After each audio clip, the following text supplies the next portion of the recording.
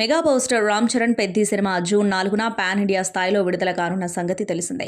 ఈ సందర్భంగా ఇప్పటికే భోపాల్, బెంగళూరులో ప్రమోషన్స్ చేసిన ఆ చిత్ర బృందం గురువారం ఢిల్లీలో సందడి చేసింది. అక్కడ నిర్వహించిన ప్రెస్ మీట్లో రామ్ చరణ్, జాహ్నవి కపూర్, దివ్యేందు శర్మ, బొమన్ ఇరానీ తదితరులు పాల్గొన్నారు.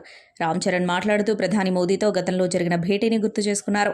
ఢిల్లీలో ప్రధాని మోదీని ఇంతకుముందు కలిసినప్పుడు పెద్ది సినిమా దేని గురించి అని అడిగారు. ఓ విధంగా వికసిత భారత్ గురించి చెప్పే కథ అని వివరించా. అప్పుడు ఆయన నాతో ఓ స్ఫూర్తి నింపే స్టోరీని పంచుకున్నారు. పశ్చిమ బెంగాల్లోని ఓ గ్రామంలో మహ్మద్ అనే ఫుట్బాల్ క్రీడాకారుడు ఉండేవాడు. కొన్నేళ్ల క్రితమే భారత్ తరపున ఆడాడు. తన ఊరికి గుర్తింపు తీసుకొచ్చాడు. ఆ గ్రామం నుంచి ఇప్పుడు 85 మంది ప్లేయర్స్ ఉన్నారు అని చెప్పారు.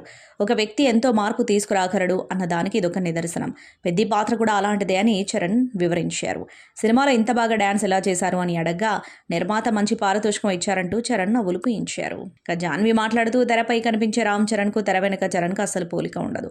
బయట చాలా కూల్గా ఉంటారు. బొమన్ ఇరానీతో కలిసి నటించాలన్న డ్రీమ్ ఈ సినిమాతో నెరవేరింది. నా పాత్ర విషయంలో దర్శకుడు బుచ్చిబాబు చెప్పిందే నేను ఫాలో అయ్యా. మేమంతా ఆయన ఫ్యాన్స్ అని పేర్కొన్నారు.